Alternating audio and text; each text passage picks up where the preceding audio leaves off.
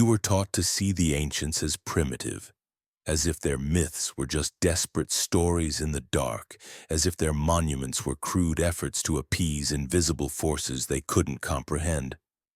But what if the opposite is true? What if the further back you go, the more refined the understanding becomes, not of machines or markets, but of reality itself, not through observation alone, but through vibration?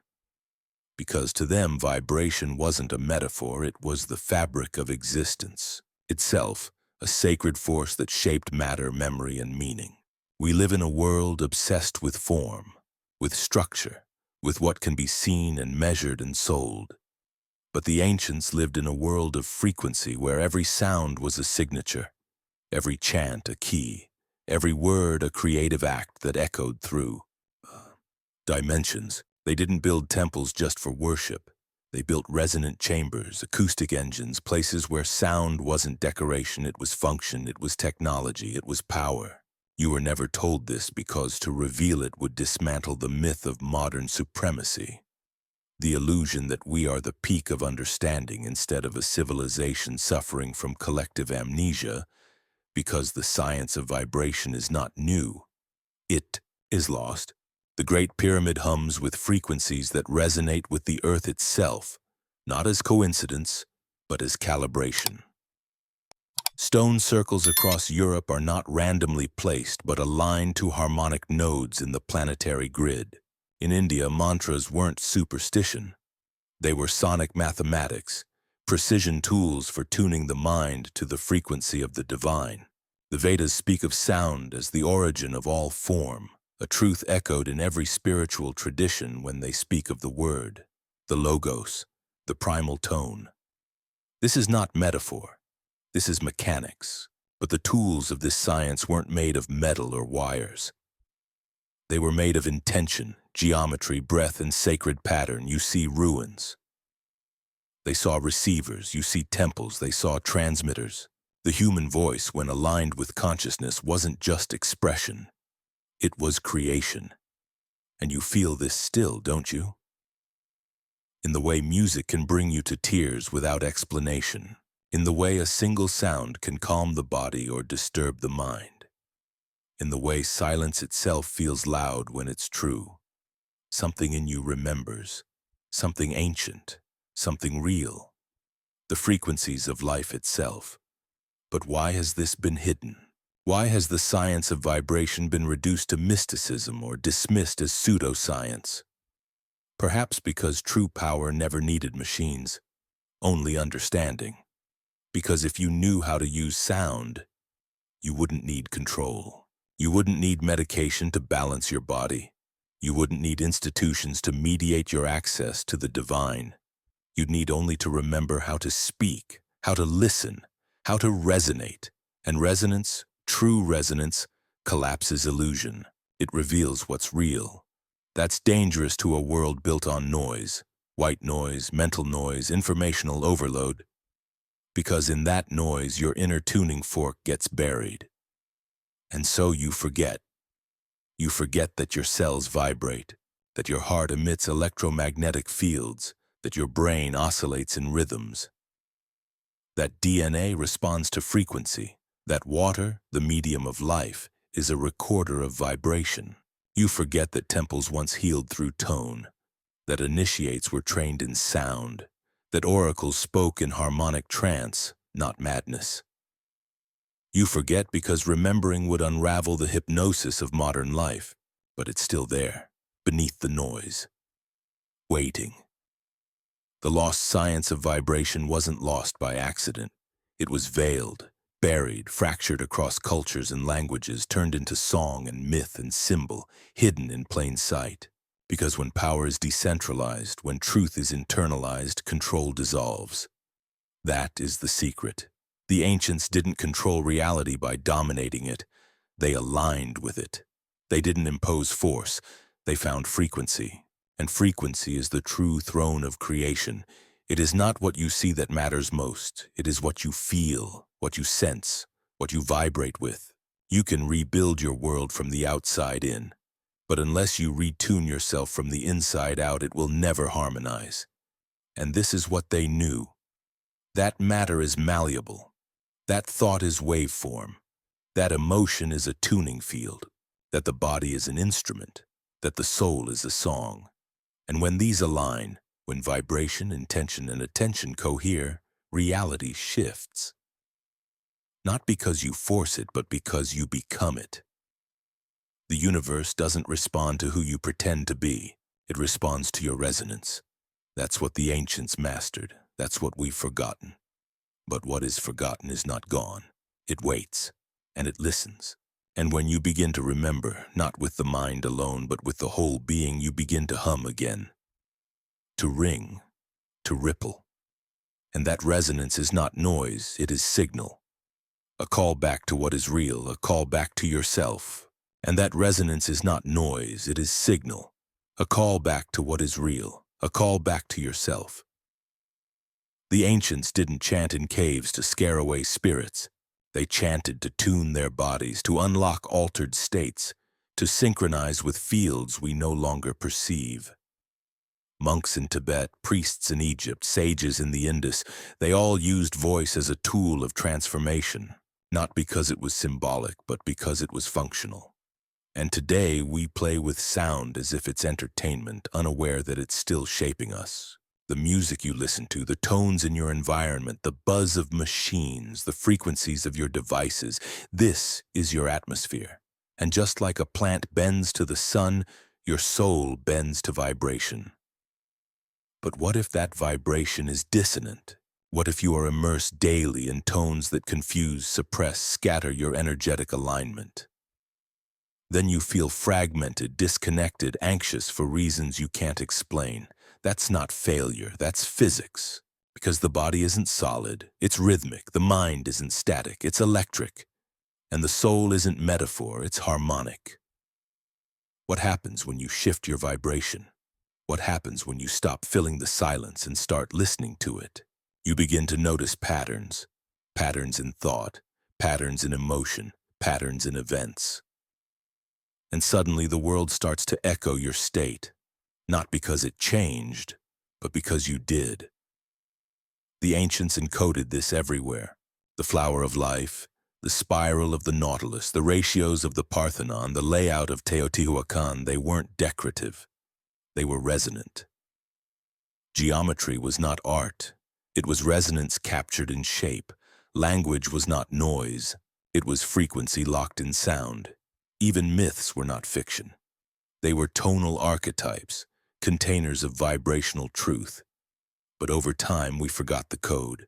We remembered the shapes but lost the tuning. And now we live in echo chambers without hearing the original tone. But there are echoes still. Sometimes in dreams, sometimes in déjà vu, sometimes in the way your skin responds to a sound you've never heard before. That's not illusion. That's recognition. The science of vibration is the science of memory. Memory not of facts, but of frequency. A remembering of how to be in tune, not with society, not with ideology, but with the deeper structure beneath it all. The lattice of life, the grid behind matter, the tone beneath the noise. And once you begin to feel it, you can't unfeel it. You start to notice the artificiality of modern tones, the flatness of artificial light, the chaotic buzz of synthetic environments, the numbness of overstimulation. And you begin to crave stillness, not silence, stillness, the space where true resonance emerges. And in that stillness, you remember that vibration doesn't come from without, it begins within, that your very being is a tuning fork, and your attention is the hammer. Strike it with fear and you ring dissonance. Strike it with love and you resonate with coherence. This is why ancient initiates underwent purification, not to earn favor, but to tune their bodies to hold the frequency of truth. Because truth isn't an idea, it's a tone. And when your system is out of tune, truth sounds like noise. But when you're aligned, truth sounds like home. That's the forgotten science. That's the technology beneath the myth. A truth so powerful, so liberating, it had to be buried beneath ages of dogma and distraction. Because a humanity that remembers how to vibrate in harmony cannot be ruled, cannot be manipulated, cannot be broken. Because harmony generates coherence, and coherence births clarity, and clarity is the death of illusion. That's why they fed you 1,000 conflicting stories. That's why they blurred your senses with artificial rhythm and constant noise. That's why they made silence feel uncomfortable. Because in true silence your soul begins to hum, and in that hum is memory, and in that memory is freedom, and in that freedom is the end of their world and the beginning of yours. But the shift won't come through information alone. It will come through vibration, through the slow, deliberate retuning of your system to the original signal of being, through sound that heals, not distracts, through words that align, not manipulate, through thoughts that flow, not fracture. And that tuning begins the moment you stop reaching outward and start listening inward. You don't need to be taught. You need to be tuned. You don't need new knowledge. You need old memory, and that memory is not stored in books or clouds or servers. It's stored in your field. Your body knows. Your cells remember. Your bones resonate with ancient tones. You are not a passive listener in this universe. You are a participant in its orchestra. But only when you stop echoing the noise and start generating the tone. And that tone is love, not emotion, resonance, the vibration of alignment, the frequency of coherence, the hum of truth that makes illusions shatter and timelines shift and identities dissolve. And the world needs that now, needs you now, not as an echo, but as a tuning fork, as a signal, as a song. You do not see the universe as it is. You see it as you are. That is the secret that was never meant to be forgotten and yet somehow was buried beneath layers of noise, doctrine, and distraction. They taught you that reality is fixed, objective, unyielding, a machine indifferent to your thoughts or feelings. But the ancients knew better. They knew that perception was not just interpretation. It was creation. That what you call reality is not found, it is generated. Generated by mind, by emotion, by frequency. You are not walking through a static world, you are broadcasting into it, constantly. And the universe responds, not to your desires, not to your words, but to your resonance. What you feel, truly feel, becomes a tone. And that tone shapes what you call reality. This was not philosophy to the ancients.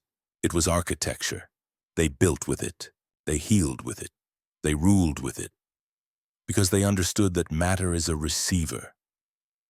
That space is not empty. It is structured. That thought is not private. It is radiant. That frequency is not metaphor. It is law. The temples of ancient Egypt were not just places of worship. They were frequency machines. Harmonic chambers, instruments carved from stone and silence, tuned to planetary tones, designed to modify the field of the observer. You walked in one person, you walked out another, not by faith, by physics. But this physics was never taught to you, because it doesn't serve a system built on scarcity and control. If you knew that reality bends to the frequency of your consciousness, you would stop outsourcing power. You would stop asking permission to be whole. You would stop searching for answers outside what already lives inside you. That's dangerous to the architecture of hierarchy. That's why the science of vibration had to be fractured, scattered into pieces, some in music, some in mysticism, some in medicine, but never the whole.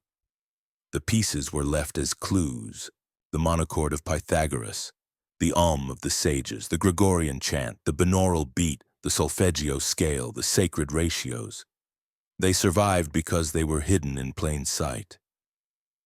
But no one told you how they connect, that the difference between harmony and dissonance is not just a sound, but a state. That frequency is not entertainment, but alignment.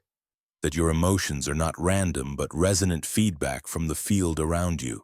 Every thought you think is a vibration, every belief a carrier wave, every trauma an embedded frequency disrupting your coherence. The ancients mapped this. They saw illness not as a malfunction but as a misalignment. Healing was not the suppression of symptoms. It was the restoration of tone. And that tone began with the soul.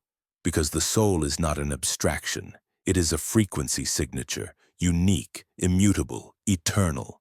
But when layered with distortion, it forgets how to sing. That is what you've been experiencing, not brokenness, but static. Not sin, but interference. And interference is not punished. It is resolved. Through attunement. Through remembrance. Through silence deep enough to hear your original note. That note is still ringing. Even now. Beneath the noise. Beneath the doubt. Beneath the roles and identities you wear to survive a world out of tune. And when you find it, or rather when you stop resisting it, something happens. The world begins to respond differently. Synchronicity increases. Conflict fades. The right words find you, the right people appear. Not by magic, by resonance. Because what you align with, you attract. What you harmonize with, you embody. And what you resist, you amplify. The ancients didn't discover this, they remembered it. They saw how the stars emitted frequencies, how water held memory, how the body could be mapped with tones. They didn't separate the world into spirit and science. They merged them in sound. That's what you were never supposed to learn. That prayer is not begging, it is harmonizing. That thought is not illusion, it is signal. That God is not outside, it is the field of total resonance, and you are a note within it. When your note is dissonant, you suffer. When it is aligned, you heal. When it is amplified, you create. That is the forgotten science. That is what priests once guarded and mystics once whispered and rulers once used to govern without force. Not manipulation, resonance. Because when you control the tone, you don't need to control the people. You simply change the field, and the field changes the rest. Today you are told that reality is hard, external, unchangeable. But that lie is beginning to crack. The walls are trembling. And through those cracks, ancient truth is seeping back in. You feel it in your bones, in your dreams, in the ache you cannot explain. You are not just waking up, you are retuning. The world you were taught to obey is made of false harmonics, false light, false time. But underneath it is a deeper order, a sacred geometry humming beneath the chaos, waiting for you to listen. And when you do, you stop chasing change. You become it. Not through effort, but through coherence. Not through force, but through frequency. You begin to realize that you were never here to conform. You were here to remember, not facts, not teachings, but tones.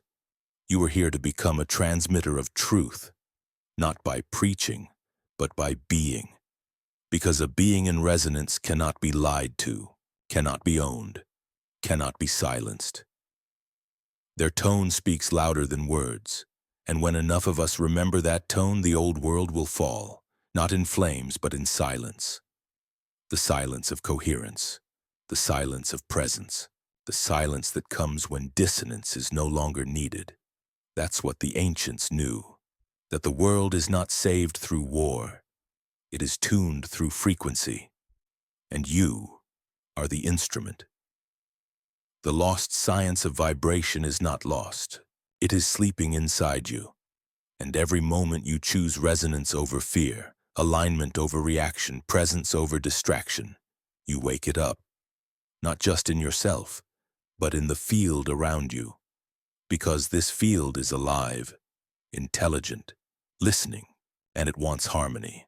Not because it's moral, but because it's true, and truth hums, it doesn't shout.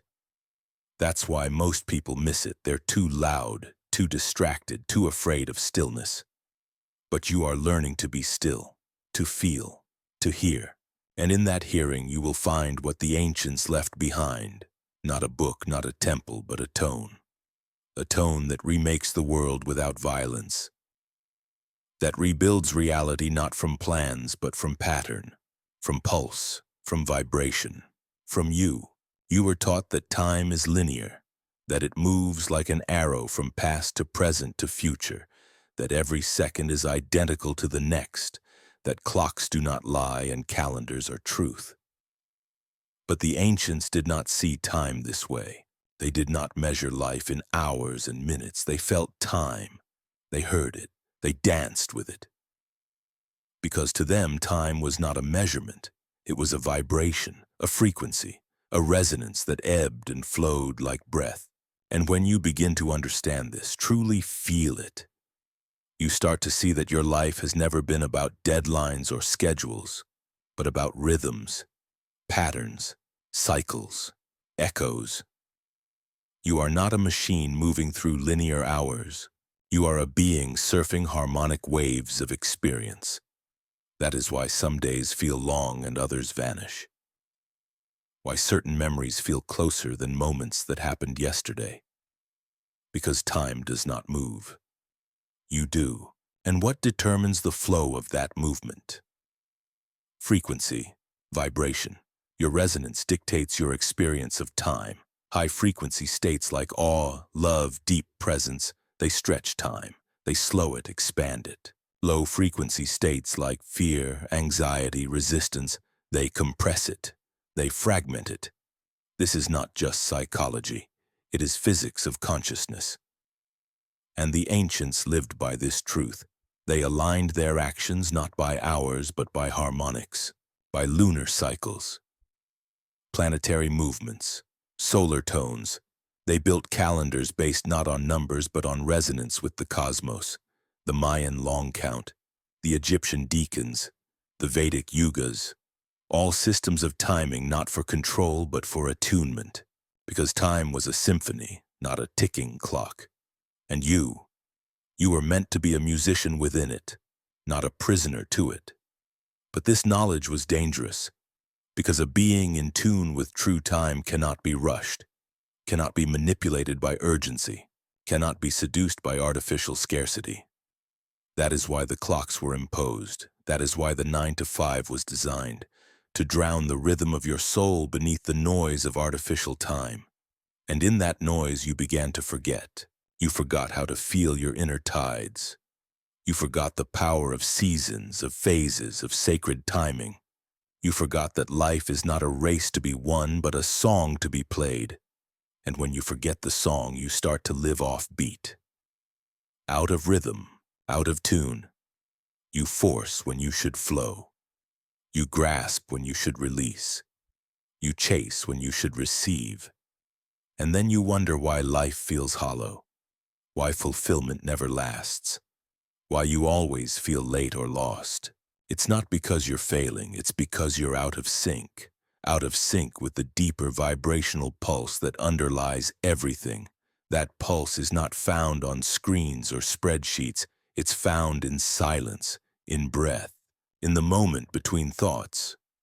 That pulse is always there, always humming, always guiding, if you listen. But to hear it, you must detune from the artificial frequencies of modern life, from the electromagnetic fog of technology, from the dopamine loops of endless consumption, from the noise of information without integration. The world you live in now is fast, not because it must be, but because speed is used to keep you from noticing the dissonance. Because if you ever slowed down enough to feel, you'd start to remember. You'd remember that your body is a clock more accurate than any watch, that your heart emits rhythms measurable in electromagnetic waves, that your brain synchronizes with planetary fields, that your dreams are messages not from fantasy but from dimensions out of sync with your waking time. You'd remember that time travel is not fiction. It is resonance, that when you shift your frequency, you access different timelines. That memory is not stored in the past, it is accessed by tone. That destiny is not in the future, it is tuned in the present. The ancients did not build monuments to mark time, they built them to tune it. The pyramids were not tombs, they were harmonic time gates. Stargates not in space, but in vibration.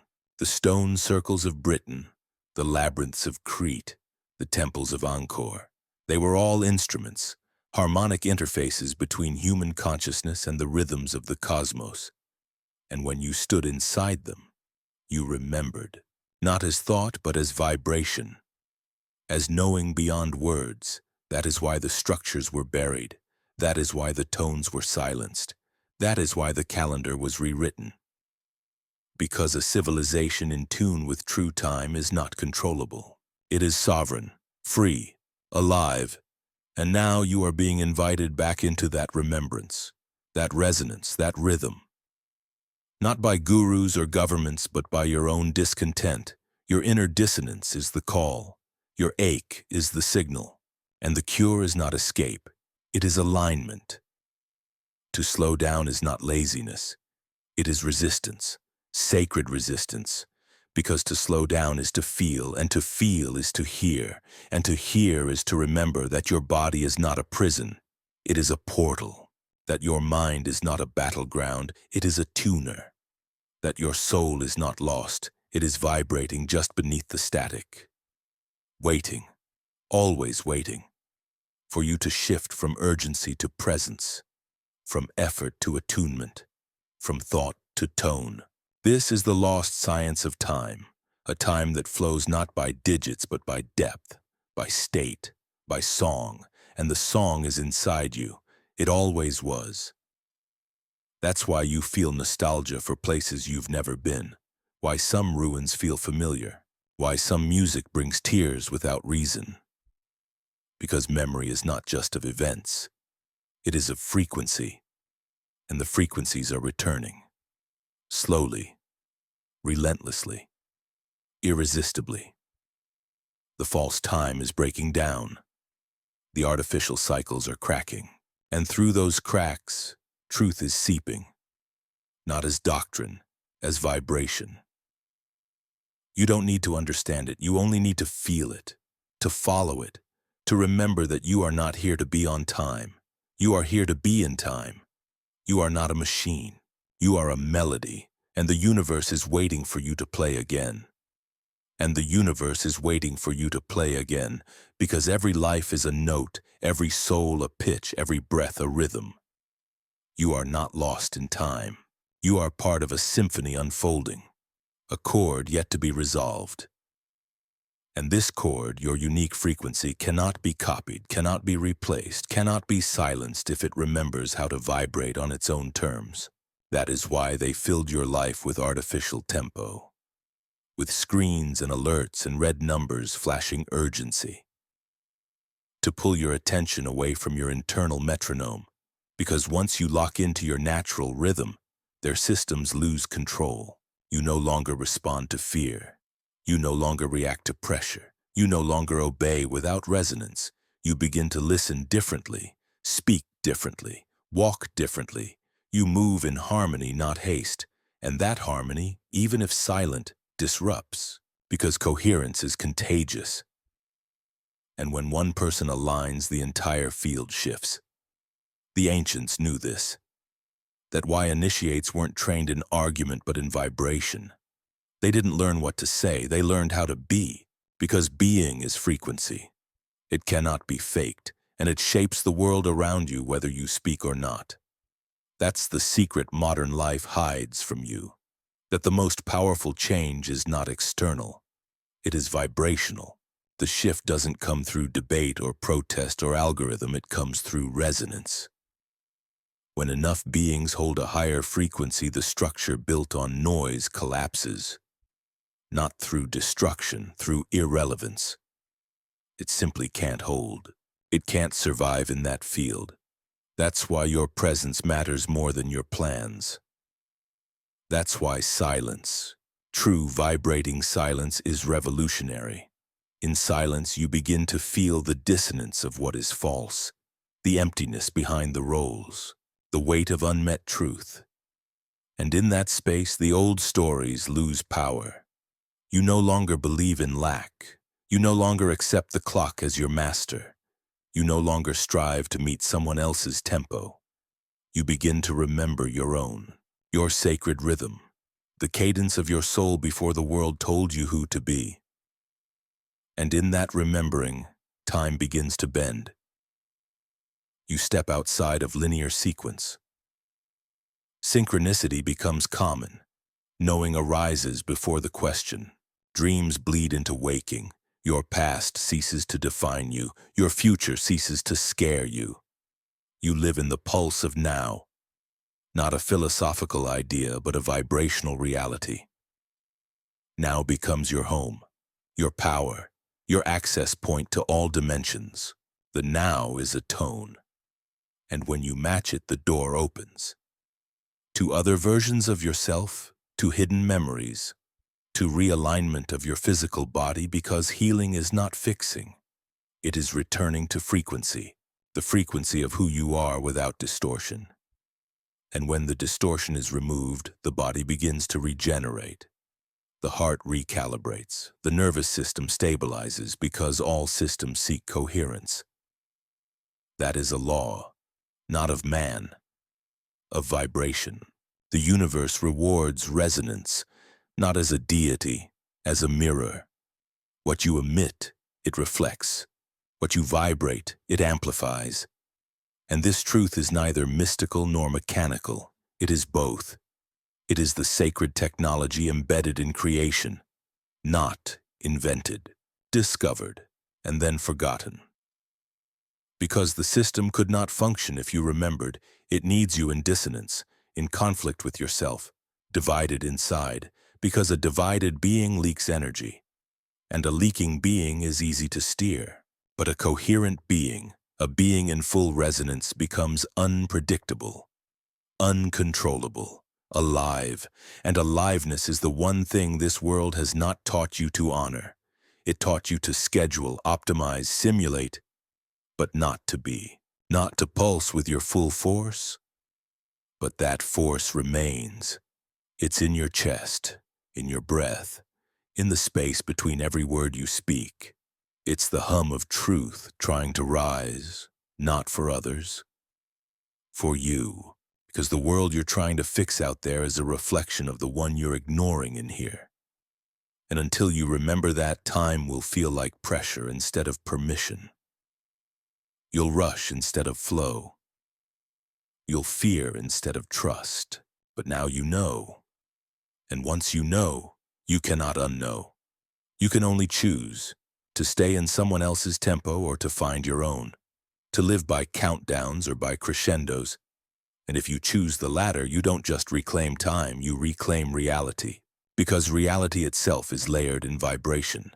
The denser your tone, the narrower your perception. But when you rise in frequency, you see more, feel more, remember more. The walls thin, the illusion flickers, and something ancient steps forward inside you. Something that knows the stars not by name but by sound. Something that remembers when you could speak to water and hear it respond. Something that still hums when the wind moves through trees just right. It's not fantasy. It's forgotten physics. You are not becoming something new. You are peeling back what was never you. The false time, the false self, the false frequency, until only the tone remains. The one you carried from the beginning, before the noise, before the name, before the world began shaping you into something smaller. That tone is who you are, and it's time to play it. Not tomorrow, not when you're ready. Now.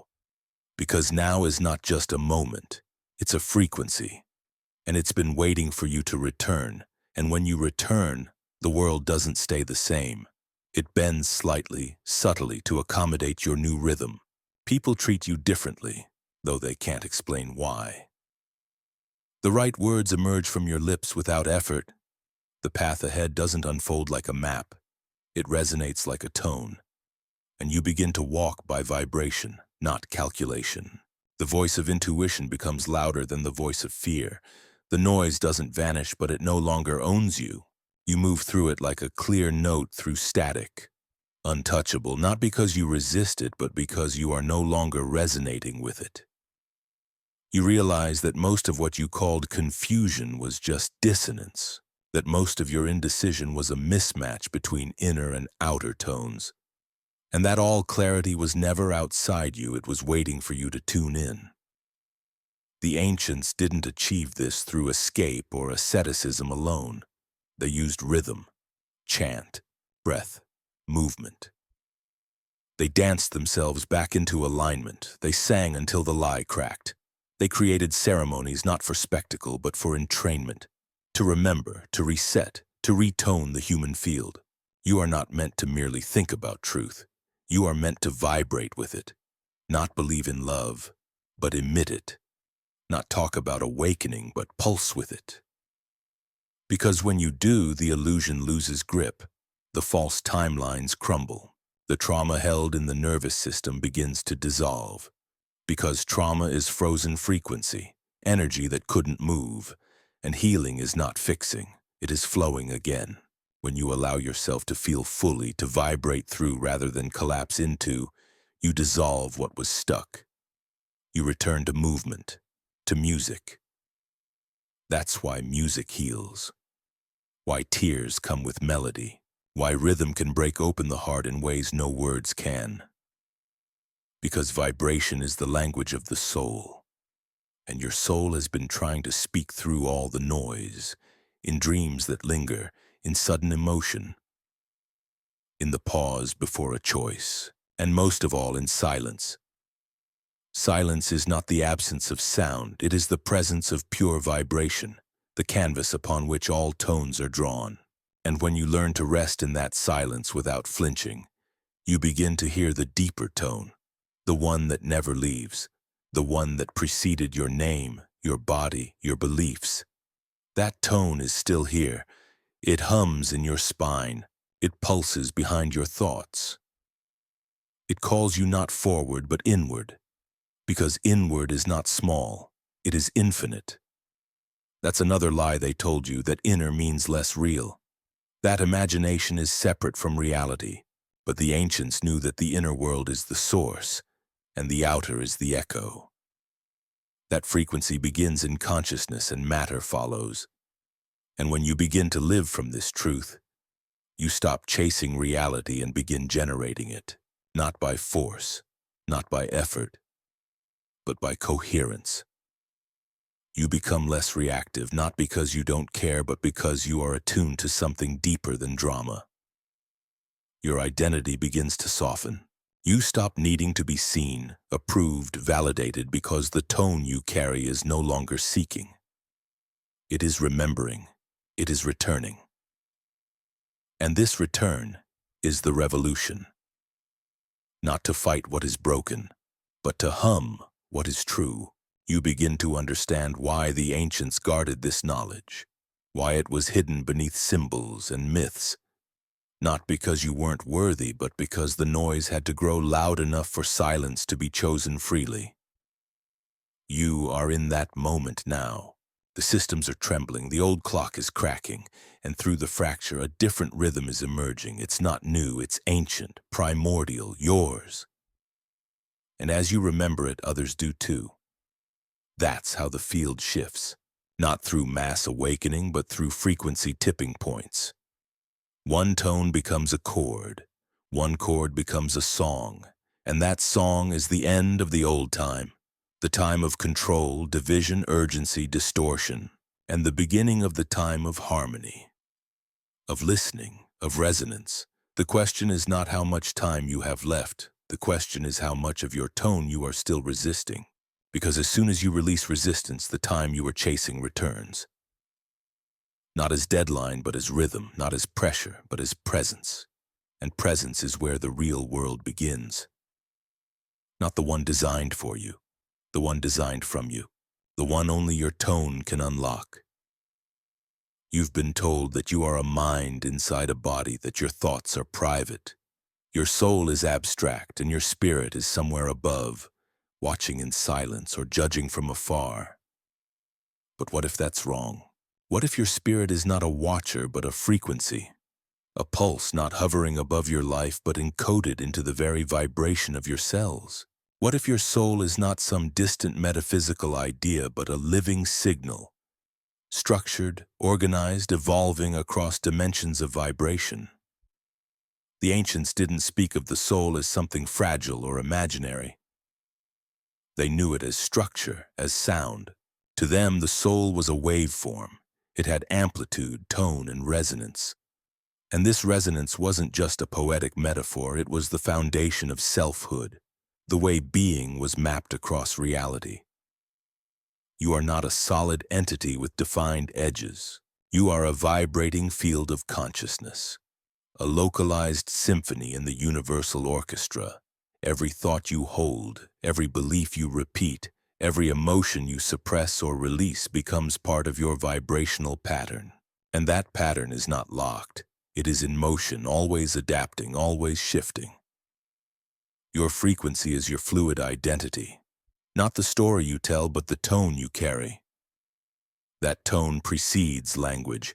It echoes before you enter a room. It shapes the way others perceive you, even before you speak. That's why alignment is felt. Why lies are heavy. Why truth rings. Because we are tuning forks, vibrating fields that entrain or repel. And when you begin to understand this, everything about self-perception begins to unravel. You are not what you think you are. You are what your vibration confirms. And your vibration does not lie. It is the most honest signal you emit. It speaks in tone, in field, in frequency, and the universe responds to it with mathematical precision. This is why you can speak affirmations endlessly and nothing changes. Because your words are noise without coherence. The field does not listen to what you say. It listens to what you are. And what you are is what you vibrate. The ancients mastered this. They built entire spiritual technologies around the tuning of the soul. Mantras were not for belief, but for vibration. Rituals were not superstition, but resonance mechanisms. Symbols were not icons, but frequency maps. They knew that the spirit wasn't separate from the body. It lived within its tones. The chakras weren't just visual meditations, they were sonic centers, each with a frequency band, each vibrating at a harmonic that reflected states of consciousness. To chant a bija mantra was not to worship, it was to activate a tonal sequence, a vibratory corridor that aligned the soul with higher densities of light. And light itself was not metaphorical. It was vibrational density. In higher states of consciousness, vibration increases in frequency and becomes what we perceive as light. The lighter you are, the faster you vibrate. The faster you vibrate, the closer you get to source. Not because you ascend through space, but because you accelerate through tone. This is the sacred map of return, not through death, but through resonance. When you vibrate higher, you shift dimensions, not by leaving this one, but by tuning into another layer within it. Just as radio stations all exist in the same air but are separated by frequency, so too do realities coexist, layered by vibration. And you are the tuner.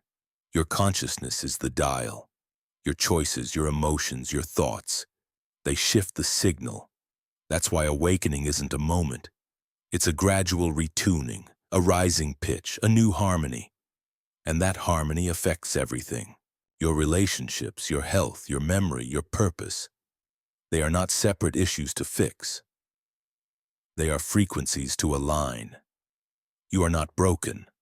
You are out of tune. And the healing is not in adding more. It is in subtracting the dissonance, the layers of false identity, the inherited fears, the compressed trauma, the emotional backlog that sits like static in your field. When you begin to clear these, you don't become something new. You remember the original tone, the one that was there before culture named you, before school shaped you, before the world taught you to be acceptable instead of authentic. That tone still lives within you, humming like a long-forgotten melody waiting for you to listen again. And when you do, something miraculous happens. You begin to recognize that other people are not objects in your world. They are co-frequencies, fellow fields vibrating at varying degrees of memory or distortion. You stop judging them as good or bad, right or wrong, and begin to hear them as music, complex compositions of pain, joy, fear, and truth. Some harmonize with you, some clash. But even the dissonant ones become teachers, mirrors, reminders of the tone you once abandoned or have yet to reclaim. That's why true connection isn't built through agreement. It's built through resonance. It transcends ideas and roots itself in vibration. You feel it. You know it. And that knowing is older than words. This is why language often fails in matters of the soul. Because the soul does not speak in sentences, it speaks in signals. And the greatest truths cannot be spoken. They can only be transmitted.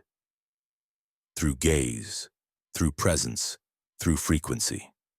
And that is why your presence is your most powerful technology. Not what you do, not what you say, but what you emit. Your frequency is your message, and the world responds accordingly. Because this universe is not inert, it is alive, it is structured in harmonic law, and those who learn to vibrate consciously become co-creators, no longer at the mercy of fate or circumstance, but aligned with the architecture of reality itself. This was the purpose of mystery schools: to train beings in vibrational mastery, to shift from reactive egoic identity to coherent soul frequency, to build temples not of stone but of tone. You are that temple. Your body, your breath, your field, they are the instruments. And when you learn to play them, you don't just awaken, you harmonize. And harmony is contagious. It spreads silently. It echoes across space and time. It reorganizes chaos. It reawakens memory in others. Not through effort, but through coherence. And in that coherence, the illusion of separation begins to dissolve. You see that spirit is not elsewhere. It is everywhere. In the way light bends, in the sound of a name, in the vibration of truth felt deep in the bones. This is the forgotten science, not of matter, of meaning, not of particles, of patterns. The science of soul decoded through frequency, and it lives within you, not as belief, as vibration, as the tone behind your breath, as the rhythm beneath your heartbeat, as the pulse of your becoming, always becoming, never finished, always tuning until your tone is no longer seeking. It is singing. They taught you that words are tools of communication, symbols for objects and ideas, neutral conveyors of meaning passed between minds. But the ancients knew something else, something modern life has tried desperately to forget. They knew that words are not merely representations. They are vibrations, incantations, spells. That every syllable uttered by the human voice is not just heard, it is cast. That language is not just meaning, it is programming. Sound organized by intent becomes structure. Tone wrapped in thought becomes influence. You don't speak language, you summon it. You release frequencies into the field, and the field does not respond to definition. It responds to resonance.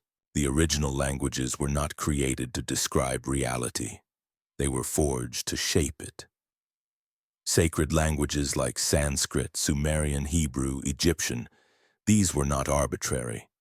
They were vibrational technologies, geometric codes embedded in sound. When spoken correctly, they did not merely inform, they transformed. The name of a god was not a title, it was a frequency access key, a way to align your field with archetypal intelligences. And to speak was not casual. It was sacred, every word a wand, every voice a conduit. That is why the power of naming appears in every ancient myth. To name a thing was to bind it. To rename it was to change its essence. This was not superstition, this was vibrational law. Because the universe is not made of things, it is made of patterns. And patterns respond to tone, to frequency, to intention encoded in vibration. The priests of old were not just religious leaders, they were sound engineers, vocal magicians, harmonic scientists who understood that the line between word and world was thin. That to speak was to shape. And that is why silence was trained before speech. Because a chaotic field cannot wield language without consequence. But in today's world, language has been desecrated, ripped from its sacred root, made noisy, empty, transactional. Now it is used to distract, to deceive, to manipulate, to create dissonance instead of resonance. And you feel it, in the way most conversations leave you drained instead of nourished. In the way slogans echo with force but lack frequency. In the way most truths are drowned in commentary. Because when language loses tone, it loses power. And when a culture loses sacred speech, it becomes incoherent. That is why we live in a world of chatter without communication, connection without coherence. And that is why remembering the vibrational origin of language is revolutionary. Because when you speak with alignment, the field responds. Reality bends, not because of what you said, but because of what you emitted. Your words are sound carriers, but your tone is the truth. You can say the right thing with the wrong frequency and nothing moves. But speak the truth from resonance and the field shifts. That's why animals respond to tone more than commands. Why babies react to voice before they understand words. Because tone is ancient. It bypasses the mind and strikes the field. That's also why you can feel when someone is lying, even if their words are perfect. Their vibration betrays them, and your body, if attuned, always knows. The ancients honored this knowing. That's why their rituals began in silence. Why chanting was a sacred act. Why the breath was used to center the tone before a word was ever spoken. Because breath is the carrier of frequency, the wind of the soul. Without aligned breath, words scatter. With it, they sing. And when breath, tone, and intent align, you create, not metaphorically, literally. The science of vibration is the science of creation, and your voice is a tuning fork for reality. That is why tyrants always fear poets, why prophets were exiled, why certain names were forbidden.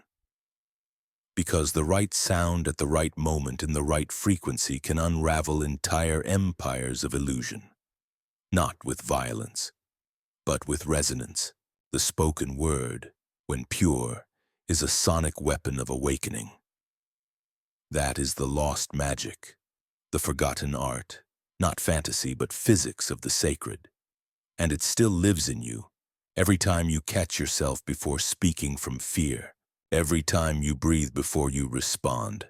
Every time you choose a word that carries weight instead of volume. You are not merely conversing, you are casting, and you are surrounded by spells all day long.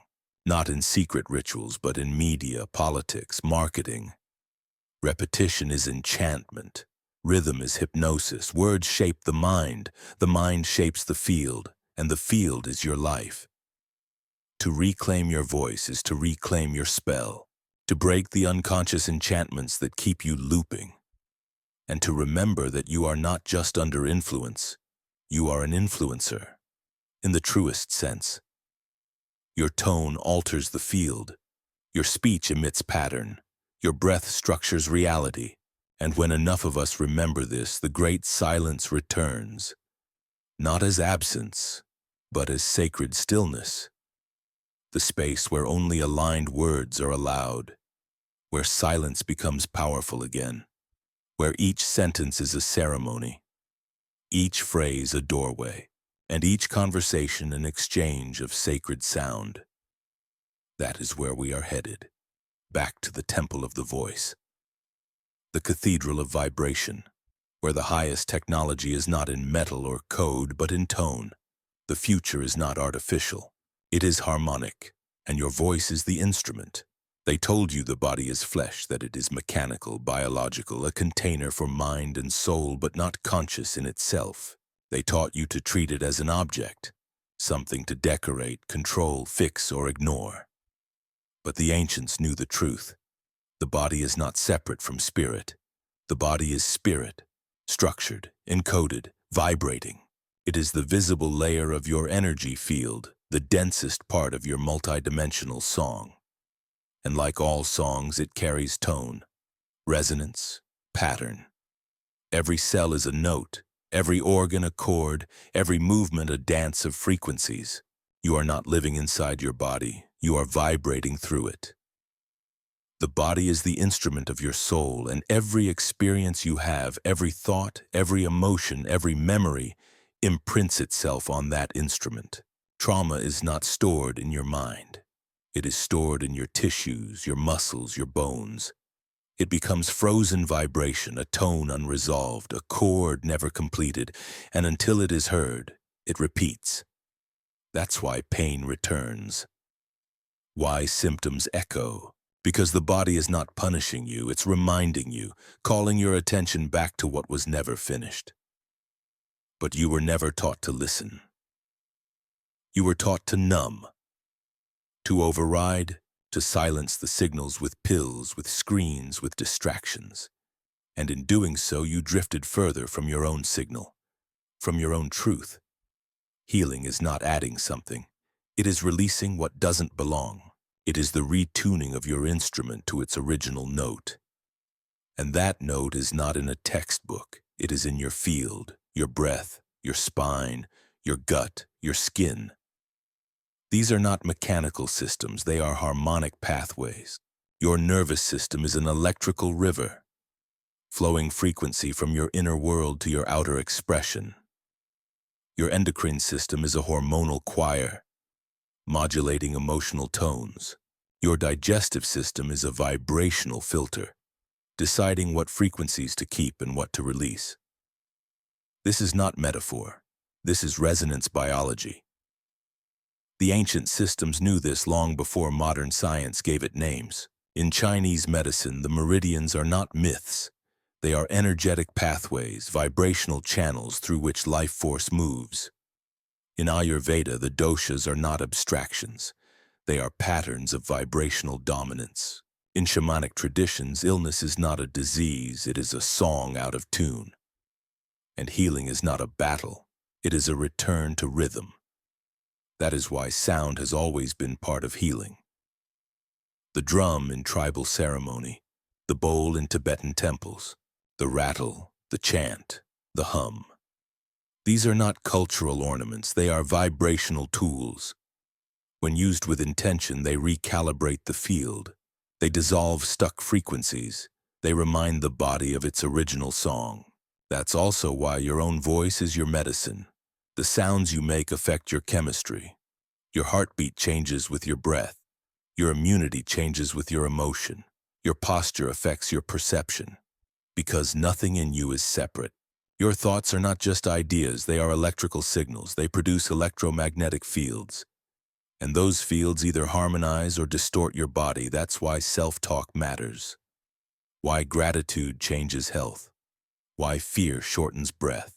Why joy opens the chest. It's not just emotional, it's vibrational. You are a walking field of frequencies. And the more you align those frequencies, the more the body heals itself.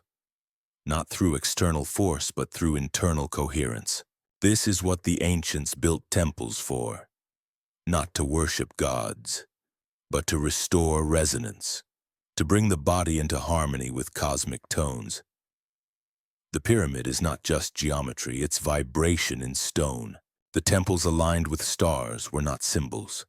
They were tuning chambers. Places where your body could be bathed in the frequency of the sun, the moon, the sacred tones of the earth. Your body responds to these frequencies because it is made of them. You are not separate from the planet. You are the earth singing in human form. That's why grounding heals, why nature soothes, why your feet on the soil do more for your nervous system than most prescriptions. Because the earth is not silent. She sings, she pulses, and your body, if allowed, will match her tone. But you live in a world that has cut you off from these tones. A world of artificial light, artificial time, artificial rhythm. A world where you sit too long, think too much, and move too little, where your body is an afterthought instead of the temple. And in that disconnection, illness grows, not as punishment, as a signal, a request for reconnection, for coherence. And coherence is not perfection. It is alignment. It is listening. It is the willingness to feel. Feeling is not weakness. It is tuning. The more you allow yourself to feel fully, the more the body returns to truth. Tears are release. Shaking is recalibration. Breath is frequency modulation. You don't need a savior. You need space. Space to feel. Space to remember. Space to vibrate again. That's what movement is for. Not just exercise, but expression. Every stretch, every sway, every spiral of your hips is a song being sung back into your bones. The body wants to move, not for image, but for energy. It wants to shake off the dust of suppression. It wants to hum, to ring, to roar. And when it does, the healing begins, not in linear steps, in waves, in pulses, because healing is not a destination, it is a state, a tone, and you are returning to that tone whether you know it or not.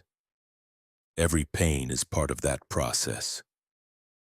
Every ache is a note adjusting. You are not broken. You are becoming harmonious. Your body is not the enemy.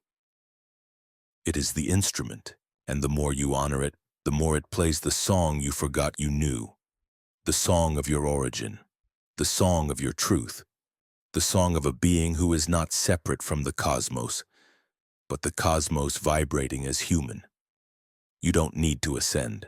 You need to harmonize. And the way home is not up, it is in. They taught you that history is written in books, etched in stone, recorded in names and dates and blood. They told you that the past is fixed, that civilization began with agriculture, that intelligence is measured by invention, and that advancement is marked by complexity. But the ancients left another story, a story not found in ink or paper, but in resonance. Because memory is not just recorded, it is stored in vibration.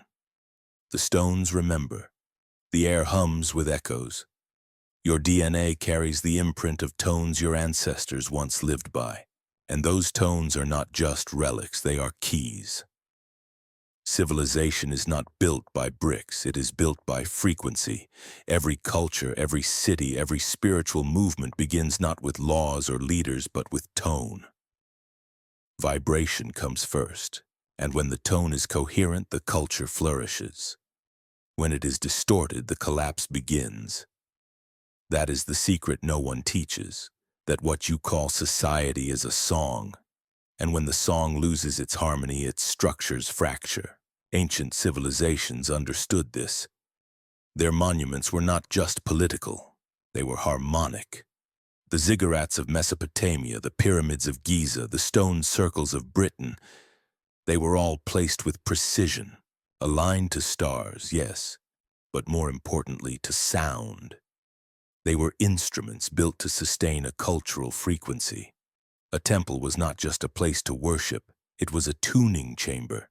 A city was not just a collection of buildings, it was a field, an organized vibrational pattern that allowed consciousness to expand, to remember, to evolve. That's why when the tone shifted, civilizations fell. Not by accident, not always by war, but by dissonance. When corruption entered the frequency, when greed disrupted the rhythm, when truth was replaced by noise, the field weakened. And once the field fractured, the collapse was inevitable. You see ruins. They saw resonance lost. That's why their texts speak in parable and myth, not to obscure truth, but to preserve it vibrationally. Because symbols carry tone, metaphor transmits frequency. A story told with soul encodes more than 1,000 facts, and when you read myth with the mind alone, you miss it. But when you feel it, you start to remember. You remember that Atlantis was not a place, but a pattern. Lemuria was not a continent, but a chord. They were frequencies held in form, and when their tones were lost, so were their worlds. But they are not gone. They are sleeping, held in the vibration of stone, of water, of blood, waiting to be remembered. And that remembering is not archaeology. It is resonance, when enough people vibrate with a forgotten tone. The memory returns. Civilizations are not just born. They are tuned into. You can only build what you are coherent enough to receive, and your coherence depends on your vibration. That's why awakening is not just personal. It's planetary. When one being raises their frequency, they shift the field. When many do, they shift time itself. That's how timelines open. That's how civilizations return. Not by digging, by vibrating. And that is why control systems fear coherence. Because a coherent population cannot be manipulated, their field is too strong, their signal too clear. They remember too much, and when memory returns, the illusion fades. That's why they saturate you with distraction, with fear, with noise. Because noise scrambles memory, dissonance fractures coherence, and fractured beings are easy to govern. But coherence is contagious, and no matter how loud the noise, one clear tone pierces it. That's why your personal frequency is not just yours. It's a node in the planetary grid, a transmitter in the collective field, and when you tune yourself, you tune the world. The ancients knew this. That's why initiation always came first. You had to become coherent before you could serve, before you could build, before you could shape reality. Because without coherence, even the best ideas turn to dust, but with it even silence becomes power. That is the forgotten science of culture. That frequency is the foundation of civilization, not policy, not power, not money, vibration. And the new world will not be created by force. It will be remembered into being, through music, through ritual, through movement, through word, through coherent fields strong enough to hold new frequencies. Not better opinions, better tone, better alignment, not louder voices, clearer signals. And that begins with you, with the field you carry, the resonance you emit, because you are not separate from history. You are a strand in its harmonic fabric, and your tone determines which memories return, which timelines open, which futures become available. You are not small. You are frequency embodied, and frequency is everything. You've been told to look to the past for lessons. But the past is not behind you. It is stored in sound, in symbol, in soul. It is accessible through vibration. And the moment you match that vibration, you remember. You rejoin the song, and the civilization that fell is not gone. It sings again, through you. You were not born to follow. You were not born to be managed, instructed, restrained, or corrected by systems that forgot what you are. You were born as a vibration, not an object. A pulse, a tone, a frequency tuned to awaken in the field of form and to rise, to sound, to sing. The world around you is not what it seems. It never was. You've been told it's physical, linear, mechanical. But it isn't. It's alive, structured in layers of frequency. And every layer responds not to thought, not to will, but to resonance. You can't force your way through dimensions. You align into them, you vibrate into access. That's why the most powerful beings are quiet, still, coherent. Not because they do nothing, but because they don't waste tone. They know every thought is a signal, every word a tuning, every intention a field broadcast. And now you know it too. The veil is lifting not because time has passed, but because your frequency has changed. You can feel it, the dissonance in the old routines, the emptiness of forced emotion, the absurdity of hollow belief. You see through the noise. You feel through the script. You're not just observing reality. You're questioning the tone that creates it. And that's dangerous. Not because you're doing something wrong, but because you're becoming free. A free frequency cannot be held. It cannot be categorized, shamed, sold, or herded. It ripples, it inspires, it cracks the structure of false alignment. And that's why you felt resistance. Not from life, but from the systems built on noise. Because your resonance threatens their rhythm. You were taught that awakening is rebellion, but it's not. It's remembrance. And remembering changes everything. You begin to notice that truth doesn't argue. It resonates. That clarity doesn't convince, it vibrates. That the most profound realizations arrive not with thunder but with a tone, subtle and deep, that moves through your being like a tuning fork struck by eternity. You are that fork. You are that tone. You are that eternity in motion. But you forgot. Not because you failed, because you were immersed in static, trained to doubt your signal, rewarded for incoherence, distracted by design. But despite it all, the tone survived. It hummed beneath the rolls. It rang behind the grief. It called to you in silence, in dreams, in moments too sacred for language. That tone was always the map home, not to safety but to self, not to comfort but to coherence. And coherence is uncomfortable at first because it dissolves illusion. It unmasks convenience. It reveals what is real. And when that happens, everything not in resonance begins to fall away. The relationships that were entangled, the jobs that muted you, the beliefs that kept you small, they begin to shake, not because life is cruel, but because life is sound. And when you shift frequency, the old notes can no longer stay. Let them go. Let them dissolve. Let the symphony change. Because you are not losing yourself. You are remembering your range. You are stepping into your true note. And that note changes the field, not only around you, but through you. You become a signal, a transmitter of higher tone, and you will start to notice that others feel it. They don't know why, but they breathe deeper around you. They ask different questions. They remember their own silence. That's your impact. That's how frequency spreads, not by instruction, but by invitation, not by proof, but by presence. And now the question is not if you will awaken, you already are. The question is, will you trust the tone? Will you follow the resonance when it leads you beyond comfort, beyond dogma, beyond the version of you that was built for approval instead of truth? Because it will lead you there. It already is. That's why you're reading this. That's why your chest is vibrating. That's why some part of you already knows what comes next. Not more information, more vibration. Not more answers, more silence.